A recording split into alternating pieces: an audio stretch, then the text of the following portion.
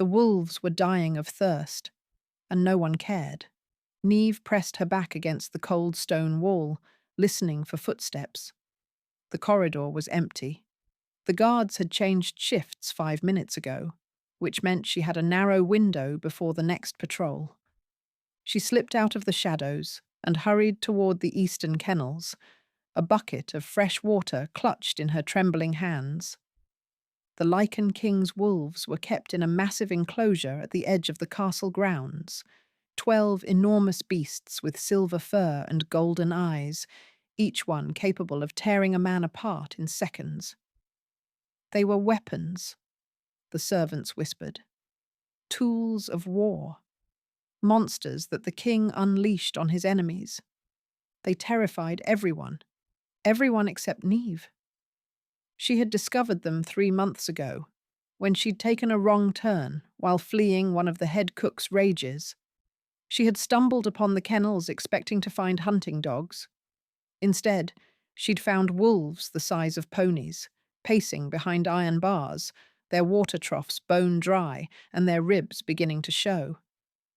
The kennel master, she later learned, was a drunk who spent his wages on ale and his days sleeping off hangovers.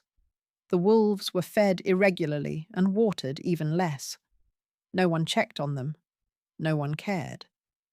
So Neve had started caring. Every night for 3 months, she had crept out of the servants' quarters after midnight, stolen water from the kitchen wells, and brought it to the wolves. It was dangerous. Servants weren't allowed near the kennels, and if she was caught, she would be whipped at best, dismissed at worst. But she couldn't stand by and watch them suffer. She reached the kennel gate and fumbled with the latch. The wolves heard her coming. They always did. And by the time she slipped inside, they were already gathering at the bars of their enclosure, tails wagging, soft whines escaping their throats. "Shh," she whispered, setting down the bucket. I know. I'm here." She filled their troughs one by one, moving quickly, efficiently. The wolves pressed against her through the bars, licking her hands, nuzzling her arms. They were enormous and deadly and absolutely gentle with her. "Good boys?" she murmured, scratching behind one massive ear. "Good girls. I'm sorry I couldn't come earlier. The cook kept me late scrubbing pots." One of the wolves, the largest, with a distinctive scar across his muzzle, pushed his head through the bars and rested it against her chest. She wrapped her arms around his neck and held him, breathing in the wild scent of his fur. "I wish I could let you out," she whispered. "I wish I could take you somewhere safe, where no one would neglect you. But I'm just a servant. I can barely take care of myself." The wolf made a low sound, almost like a purr, and pressed closer. Neve didn't know how long she stood there, holding him. Long enough for the moon to shift in the sky. Long enough for her arms to grow tired and her eyes to grow heavy. Not long enough to hear the footsteps behind her. "So this is where my wolves have been getting their water." Neve's blood turned to ice. She spun around, nearly tripping over the empty bucket, and found herself face to face with the Lycan King. He stood in the doorway of the kennels, massive and shadowed, his arms crossed over his chest. Moonlight caught the silver in his black hair and turned his eyes to molten gold. He was dressed simply. No crown, no ceremonial robes. But there was no mistaking who he was. Power radiated from him like heat from a flame. "Your Majesty!" The words came out as a squeak. Neve dropped into a curtsy so deep her knees hit the ground. "I'm sorry. I didn't mean to. I wasn't trying to. Please, I can explain." "You've been coming here every night for 3 months." Her head snapped up. "You knew?" "I know everything that happens in my castle." He stepped forward, and she flinched instinctively, waiting for the blow. for the shouted orders to the guards, for the punishment she had known was coming from the moment she started this foolish mission of mercy. But the king didn't strike her. He didn't shout. He knelt. The Lycan king knelt in the straw and dirt of the kennels, bringing himself to her level, his golden eyes searching her face with an intensity that stole her breath. "Why?" he asked. "Why what, Your Majesty? Why risk everything to bring water to wolves? You're a servant. You have no power, no protection.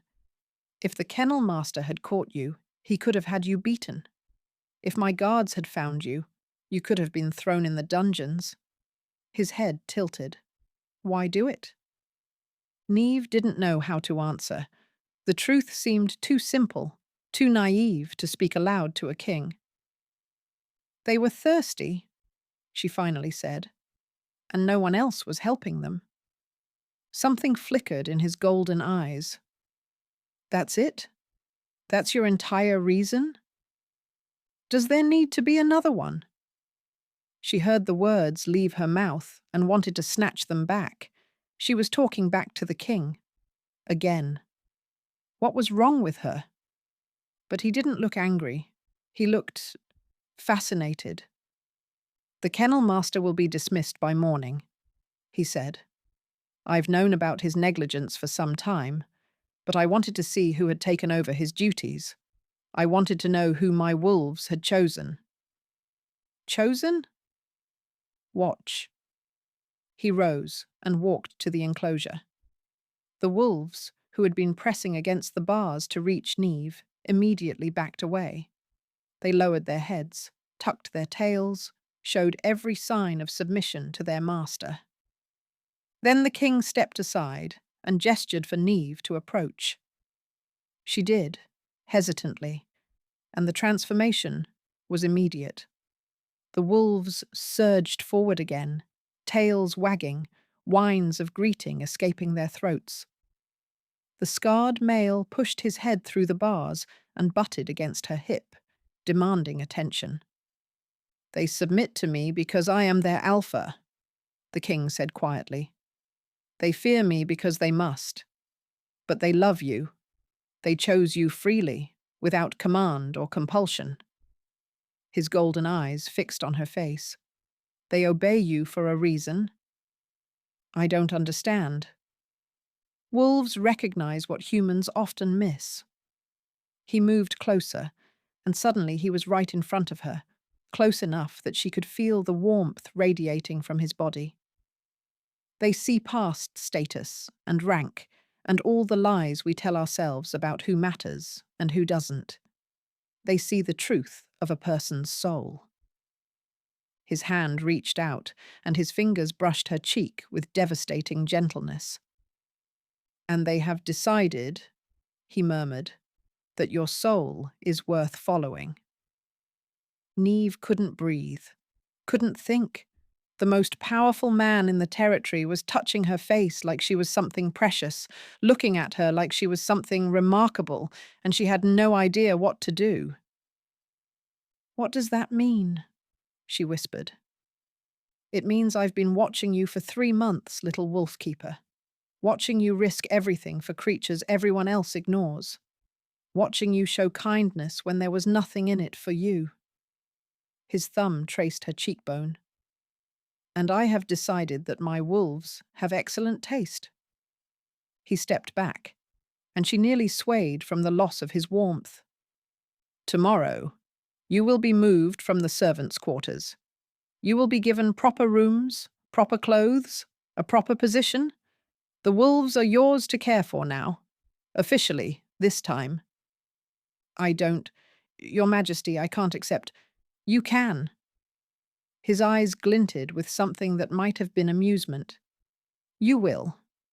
Consider it a reward for 3 months of secret service." He turned to leave, then paused at the door. "And Neve?" She startled at the sound of her name on his lips. "Yes, Your Majesty?" "Next time you want to help someone, you don't have to do it in secret." That faint smile again, transforming his harsh features into something almost warm. "I have a feeling I'm going to enjoy watching you." Then he was gone, leaving Neve alone with 12 wolves and a heart that was beating far too fast for her own good. The scarred male whined and pushed his head against her hand. "I don't understand what just happened," she told him. "I don't understand any of this." But as she stroked his fur and stared at the empty doorway, she couldn't shake the feeling that her life had just changed forever, and she wasn't sure if she should be terrified or thrilled. The new rooms were bigger than the entire servants' quarters she had shared with 12 other women. Neve stood in the center of the sitting room, turning in a slow circle, trying to comprehend what she was seeing. A fireplace, already lit and crackling warmly. Plush furniture arranged before it. Windows that looked out over the castle gardens. A bedroom through one door. A private bathing chamber through another. "There must be some mistake," she said to the steward who had escorted her here. "No mistake." The man's expression was carefully neutral, but she could see the curiosity in his eyes. Everyone in the castle was curious about her now. Word had spread overnight. The servant girl who had tamed the king's wolves. "His Majesty has assigned these rooms to you personally. Your new wardrobe is in the armoire. If you need anything, pull the bell cord and someone will attend you."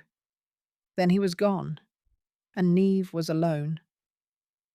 She opened the armoire and found a row of dresses, simple but well made, in colours she had never been allowed to wear. Blues and greens and soft greys, all in fabrics that felt like water under her fingers. She touched them hesitantly, half expecting them to dissolve like a dream. A knock at the door made her jump. "Enter," she said, her voice coming out higher than intended. The door opened, and the Lycan king walked in. He looked different in daylight, less like a shadow, more like a man, though still impossibly tall, impossibly broad, impossibly present. He was dressed simply again, his dark hair pushed back from his face, his golden eyes finding hers immediately. "You look like you're waiting for someone to tell you this is a joke," he observed. "Isn't it?" The words slipped out before she could stop them. "Your Majesty, I appreciate what you've done, but I don't understand why. I'm a servant. I brought water to some wolves. It doesn't warrant all this." "All this?" He glanced around the room. "These are modest quarters by noble standards." "They're a palace by mine." Something shifted in his expression. He closed the door behind him and crossed to the window, looking out over the gardens with his back to her. "What do you know about me, Neve?" The question caught her off guard. "You're the Lycan king. You've ruled for over 200 years. She hesitated. "Go on." "People say you're ruthless, cold, that you've killed hundreds and show no mercy to your enemies." She swallowed. "They say you're more wolf than man. And yet you weren't afraid of my wolves. They're not monsters. They're just animals who were being mistreated. It's not the same as—" She stopped, realizing too late what she had implied. But the king didn't seem offended. He turned from the window, and there was something almost wry in his expression. "You're right. It's not the same. Wolves kill to survive. Men kill for power, for pride, for petty grievances." He moved toward her, slow and deliberate. "I have done terrible things, Neve. I won't pretend otherwise, but I have never harmed the innocent. I have never punished kindness." "Then why am I here?" "Because you showed my wolves more compassion in 3 months than anyone in this castle has shown in years. Because you risked punishment to help creatures who couldn't help themselves." He stopped in front of her, close enough that she had to tilt her head back to meet his eyes. And because when I caught you, you didn't grovel or lie or try to shift blame. You simply said they were thirsty and no one else was helping. His voice dropped, rough and quiet. Do you have any idea how rare that is? Genuine kindness, with no expectation of reward? Neve didn't know what to say.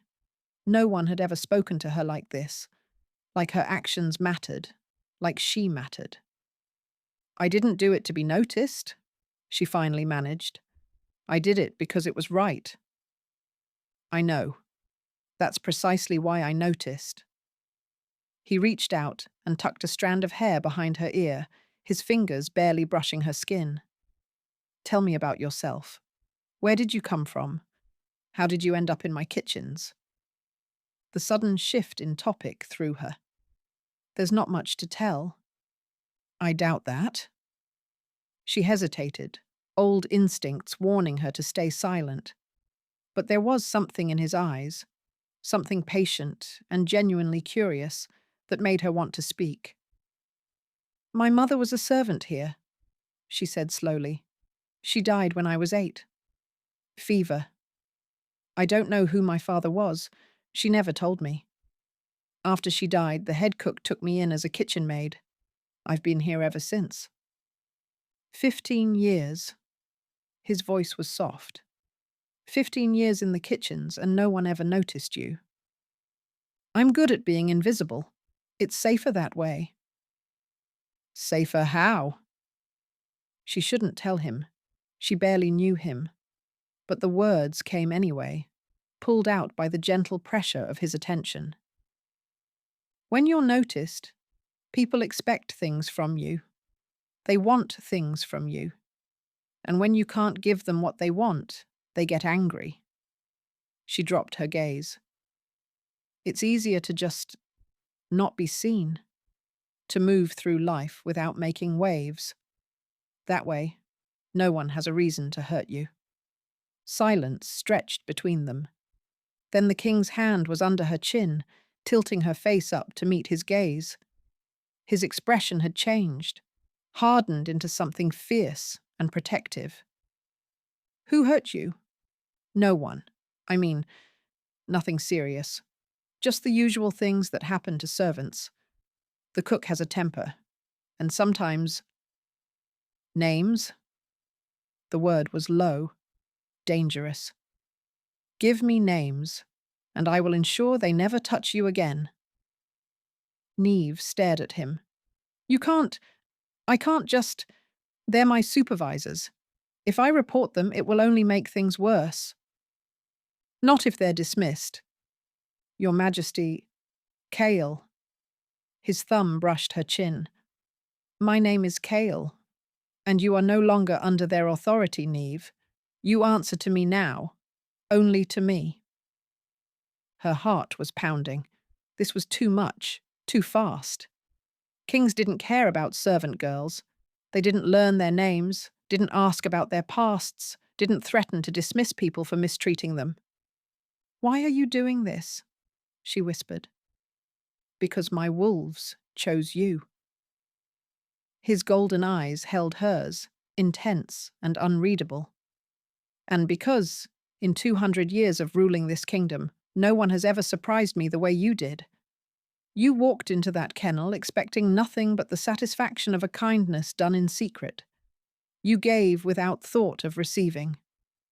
He stepped back, releasing her chin but not breaking eye contact.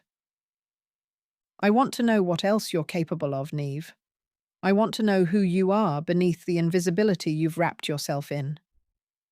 A faint smile curved his lips. And I suspect you want to know too.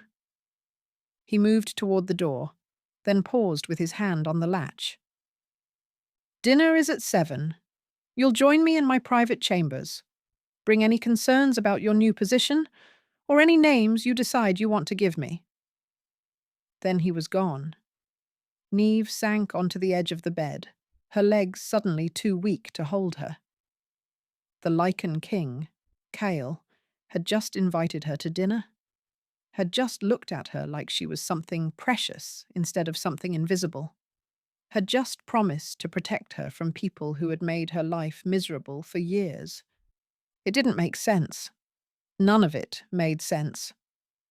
But as she sat there in her beautiful new rooms, surrounded by more comfort than she had ever known, she felt something warm kindle in her chest, something that felt dangerously like hope, and even more dangerously like trust. Dinner became a ritual.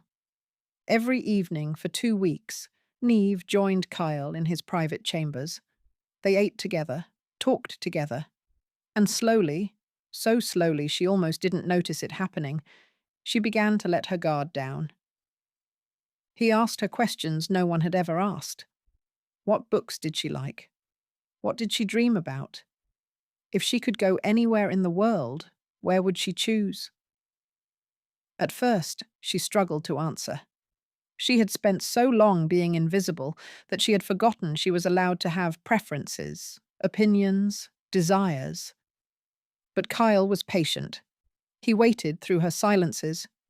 He coaxed stories out of her with gentle persistence.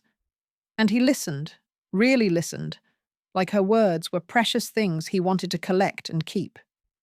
It was terrifying. It was wonderful. It was the most seen she had ever felt in her life. On the 15th night, she woke, screaming. The nightmare had been vivid, a memory more than a dream. The head cook's hands around her throat when she was 12, squeezing until spots danced in her vision. His voice hissing that she was worthless, useless, a burden he should have thrown out years ago. The terror of knowing no one would come. No one would help. No one would even notice if she disappeared. She was still gasping for air when her bedroom door burst open. Kyle filled the doorway, dressed only in sleeping trousers, his chest bare, his golden eyes wild with alarm. "Neve, what happened? I heard you scream." "I'm fine." The lie came automatically, the way it always did. "Just a nightmare. I'm sorry I woke you. Please go back to—" "You're shaking." She looked down at her hands. He was right. She was trembling so hard the bed frame rattled. "I'm fine," she said again, but her voice cracked on the word. Cale crossed the room in 3 strides. He didn't touch her, just knelt beside the bed, bringing himself to her level, his expression tight with concern. "Tell me," he said quietly. "It's nothing.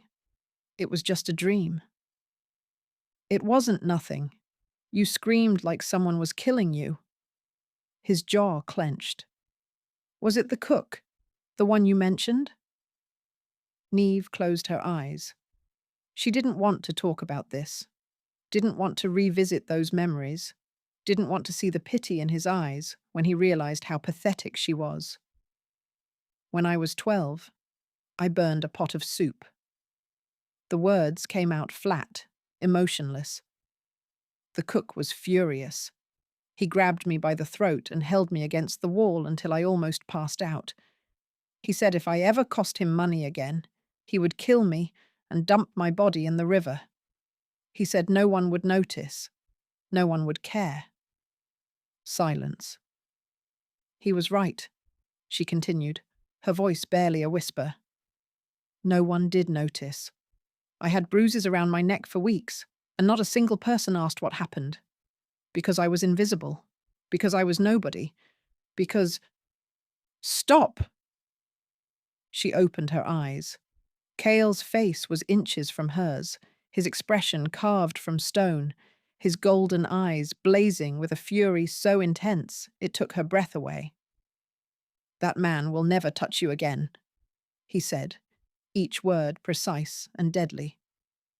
"By morning, he will be gone from this castle, and if I ever find him again, I will tear out his throat with my bare hands." "Cale—" "No." His hand came up to cup her face, achingly gentle despite the rage still burning in his eyes.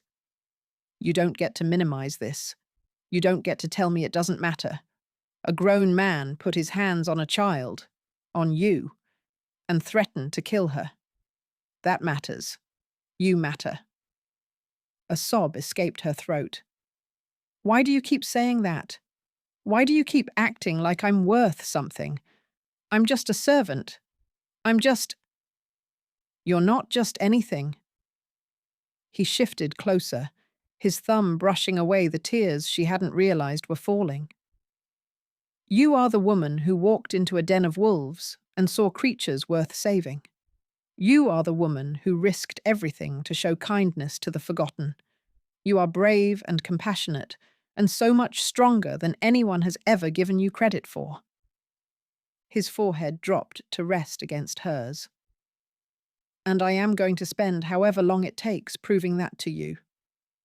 Neve couldn't breathe. He was so close. Close enough that she could feel the heat of his body, smell the pine and smoke scent of his skin. Close enough that if she tilted her head just slightly, their lips would touch. I don't understand this, she whispered. I don't understand you. Kings don't. They don't care about servants. They don't kneel beside their beds and hold them through nightmares. This king does. His voice was rough, strained. This king has been alone for 200 years, surrounded by people who want his power, his favor, his protection. People who see a crown instead of a man. His breath was warm on her lips. And then you walked into my kennels with a bucket of water and a heart full of kindness, and my wolves bowed to you. They recognized what I was too blind to see at first. What? That you're my mate? The words hung in the air between them, impossible and undeniable. The bond recognized you the moment you stepped into that kennel, Cale continued. I felt it like a hook in my chest, pulling me toward you. That's why I watched. That's why I waited. I needed to understand who you were before I told you what you meant to me. Neve's heart was pounding so hard she could hear it. What do I mean to you? Everything. The word came out broken. You mean everything, Neve. You're the reason I finally want to be more than a king. You're the reason I remember what it feels like to hope. She saw the restraint in his eyes, the way he was holding himself back, giving her space, letting her choose. You're not going to kiss me, are you? She said softly. Not tonight. His thumb traced her cheekbone. Not until you're certain. Not until you believe that you deserve to be kissed by someone who sees you as everything. What if I never believe that? Then I'll wait. His lips brushed her forehead, soft, reverent, achingly tender. I've waited 2 centuries, little wolf keeper. I can wait a little longer. He pulled back, and the loss of his warmth left her hollow. Sleep, he said, rising to his feet. I'll be right outside if you need me. You don't have to. I know. He paused at the door, his golden eyes finding hers in the darkness. But I want to, because you matter, Neve, and I'm going to keep telling you that until you finally believe it. Then he was gone. Neve lay back against her pillows, her heart still racing, her lips still tingling from where his breath had touched them. Mate?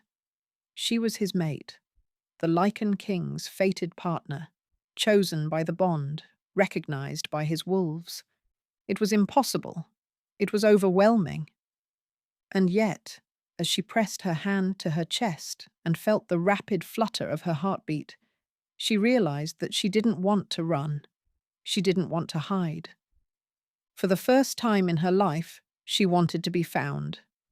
And she was absolutely terrified of how much she wanted it to be him who found her. The attack came 3 days later. Neve was in the kennels with the wolves, her wolves now, officially, when she heard the footsteps. Too heavy, too many. She turned, expecting to see Kyle or perhaps the new kennel master he had appointed, Instead, she saw the cook. He stood in the doorway, flanked by 3 men she didn't recognize. His face was twisted with rage, his eyes burning with hatred. In his hand, he held a knife. "Did you think you could ruin me and get away with it?" He spat the words like venom. 15 years I worked in this castle. 15 years.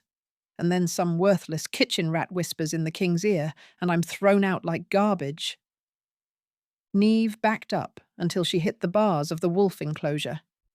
Behind her, the wolves began to growl, low, dangerous sounds that vibrated through the air. "I didn't ask for any of this," she said, fighting to keep her voice steady. "I didn't even tell him your name. He found out on his own." "Liar." The cook advanced, his companions spreading out to block any escape. "You seduced him. That's what the servants are saying. The little nobody who spread her legs for a crown." "That's not true." "It doesn't matter what's true. What matters is that you destroyed my life, and now I'm going to destroy yours." He raised the knife. "The king's pet wolf-keeper, found dead in the kennels. Tragic accident. Wolves are such unpredictable creatures." Neve's heart pounded against her ribs. There was nowhere to run, no one to call for help. She was going to die here, in the place she had come to love, surrounded by the creatures she had tried to save. Then she heard the growl, not from behind her, from above. Neve looked up, just as an enormous silver wolf launched itself over the kennel fence, a fence that should have been impossible to clear. The beast landed between her and the cook, its hackles raised, its teeth bared, its golden eyes blazing with fury. The scarred male, her wolf. The cook stumbled backward. How did it? 3 more wolves cleared the fence, then 4 more, then the rest. Within seconds, Neve was surrounded by a ring of silver fur and gleaming teeth, 12 massive predators forming a protective barrier between her and her attackers. "Call them off!" The cook's voice had gone high with terror. "Call them off, or You'll what?" The voice came from the doorway, cold as death. Kyle stepped into the kennels. He was in his human form, but there was nothing human about the look in his eyes. He moved like a predator, slow, deliberate, inevitable. The cook's companions took one look at him and fled, abandoning their leader without a second thought. The cook stood alone, his knife shaking in his hand, surrounded by wolves and facing a king who looked ready to tear him apart. "Please." The word came out as a whimper.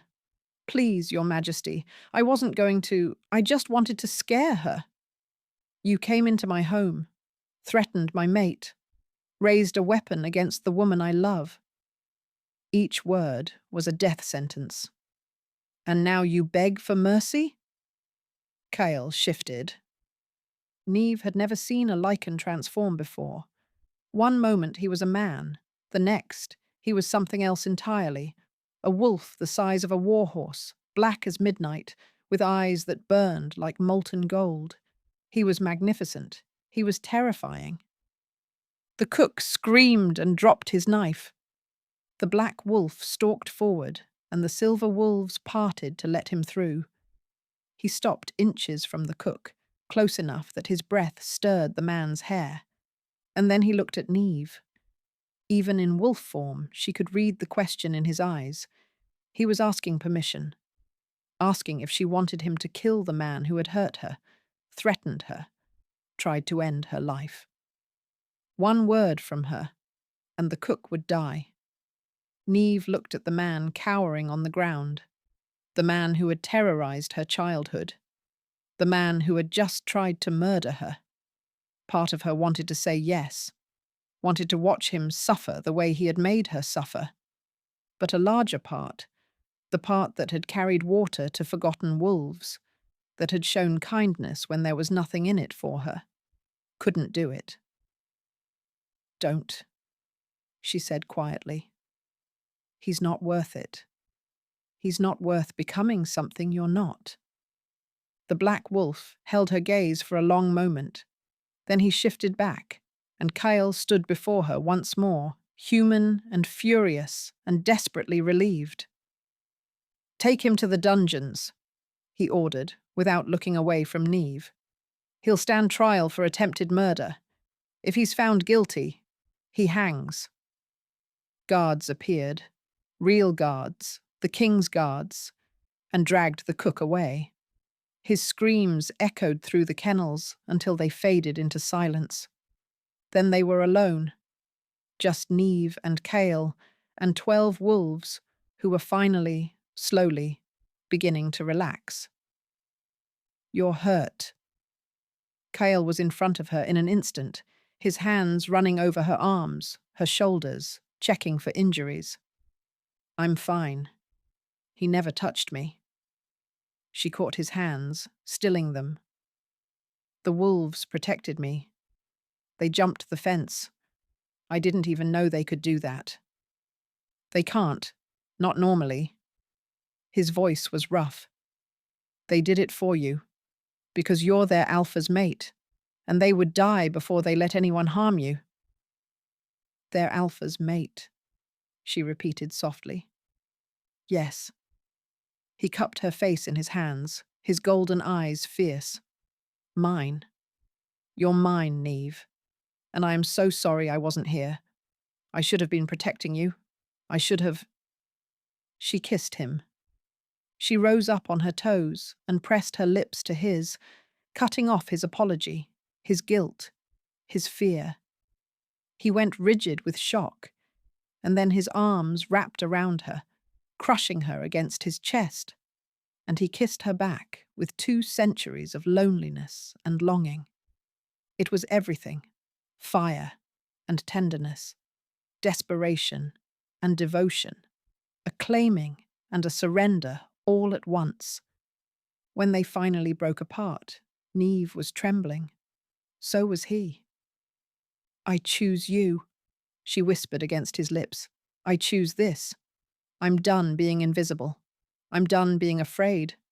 I want to be yours, Kale, completely, if you'll still have me. If I'll have you? He laughed, a broken, incredulous sound. I would burn this kingdom to the ground for you. I would tear apart anyone who tried to take you from me. There is nothing in this world I want more than you. Then take me. She pressed her forehead to his. I'm ready. I believe you. I believe I'm worth loving. He made a sound low in his throat and kissed her again, softer this time, reverent. A promise sealed with lips and breath, and the golden thread of the bond finally snapping into place between them. Around them, the wolves began to howl, a song of joy, a song of triumph, a song for their alpha's mate, finally claimed, finally home.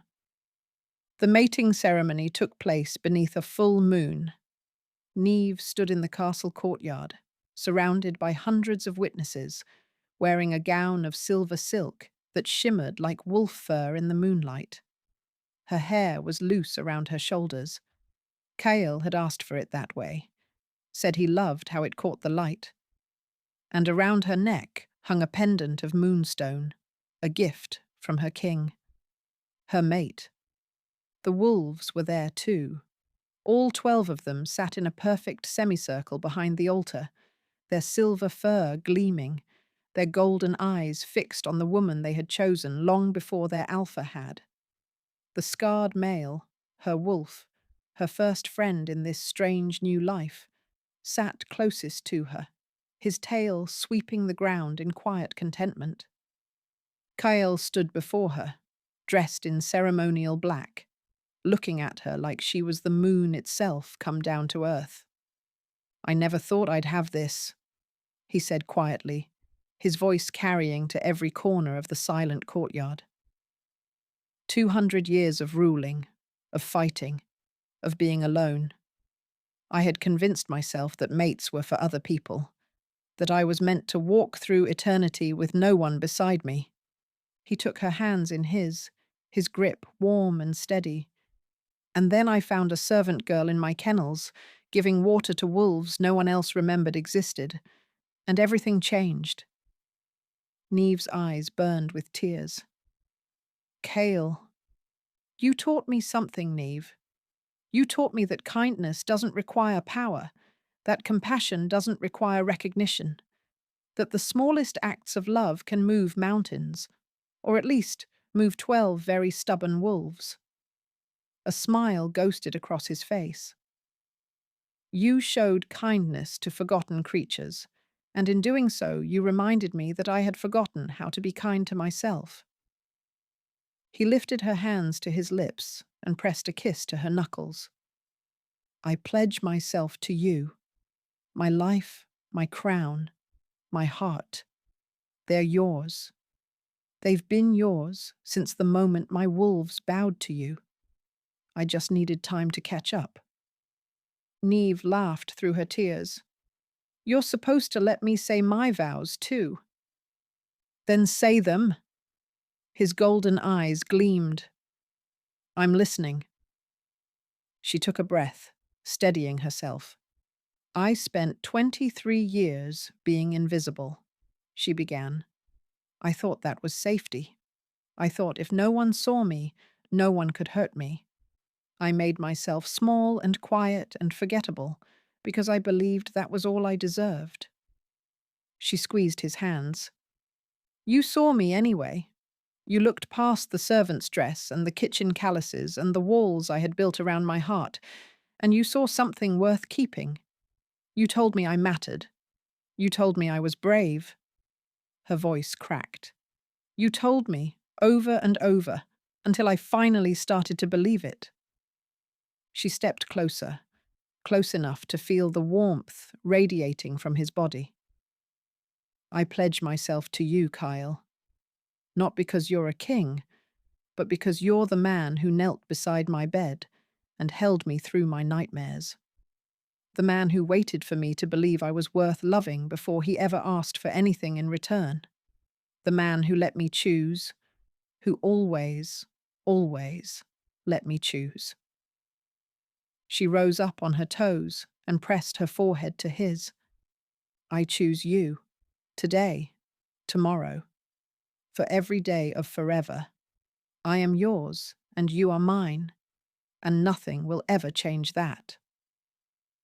Kale made a sound low in his throat, something between a laugh and a sob, and kissed her. Behind them, the wolves began to howl. The bonding that night was everything Neve had imagined and nothing she could have prepared for. Kale was reverent, patient, treating her body like something sacred. He whispered her name against her skin and held her like she might shatter. And when the bond finally locked into place, a golden thread connecting her soul to his, she felt tears slip down her cheeks. She had never known it was possible to feel this complete. Afterward, she lay in his arms, her head on his chest, listening to the steady rhythm of his heart. The cook's trial is tomorrow, Kale murmured into her hair. I know. Do you want to be there? She considered the question. The cook had haunted her nightmares for over a decade. He had tried to kill her. Part of her wanted to see him face justice, wanted to stand in that courtroom and show him that the worthless kitchen rat he had tormented had become a queen. But a larger part just wanted to be done with him. No, she said finally. He's taken enough of my life. I don't want to give him another moment. Let the law handle him. I have better things to do. Such as? She tilted her head up to look at him, a smile playing at her lips. Ruling a kingdom alongside my mate, caring for 12 very spoiled wolves, being happy. Kyle's arms tightened around her. I like that plan. The cook was found guilty and executed 2 days later. Neve didn't attend. She heard about it secondhand. heard that he had screamed and begged and insisted that none of this was fair, that he had done nothing wrong, that the servant girl had seduced the king and ruined his life. No one believed him. No one cared. The man who had once held a child by the throat and promised to throw her body in the river died alone and unmourned, while the woman he had tormented slept in silk sheets beside a king who loved her beyond reason. Some vindication required no witnesses at all. 2 years later, Neve stood at the edge of the wolf enclosure, watching her children play. Not human children. Not yet. Though Kyle had been making increasingly unsubtle comments about heirs. Wolf children.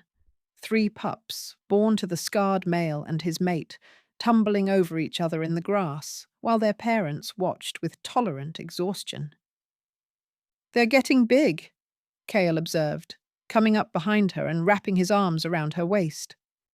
"They take after their father. Stubborn and scarred. Loyal and protective." She leaned back against his chest. "He was the first one to trust me, you know. The first one to push his head through the bars and let me pet him, before any of the others. He recognized you before I did." Kale pressed a kiss to her temple. "I should have promoted him." Neve laughed. "He's a wolf. And you're my queen. Stranger things have happened." She turned in his arms, looping her hands around his neck. 2 years of marriage, and she still marveled at the way he looked at her, like she was the answer to a question he hadn't known he was asking. "I love you," she said. "I know. I'm going to keep saying it anyway." "I hope you do." He kissed her softly, sweetly, with all the tenderness of a man who had waited 2 centuries for someone worth loving. "I love you too, Neve, my wolf keeper, my queen, my everything." Behind them, the wolves began to howl, a chorus of joy, of belonging, of pack. She had been a servant girl who gave water to wolves in secret. Now she was a queen, a mate, a mother to a pack of silver beasts who had chosen her long before she learned to choose herself. And she had never been happier in her life. If you enjoyed this story, make sure to subscribe and turn on notifications so you never miss another tale of fate, love, and happily ever after.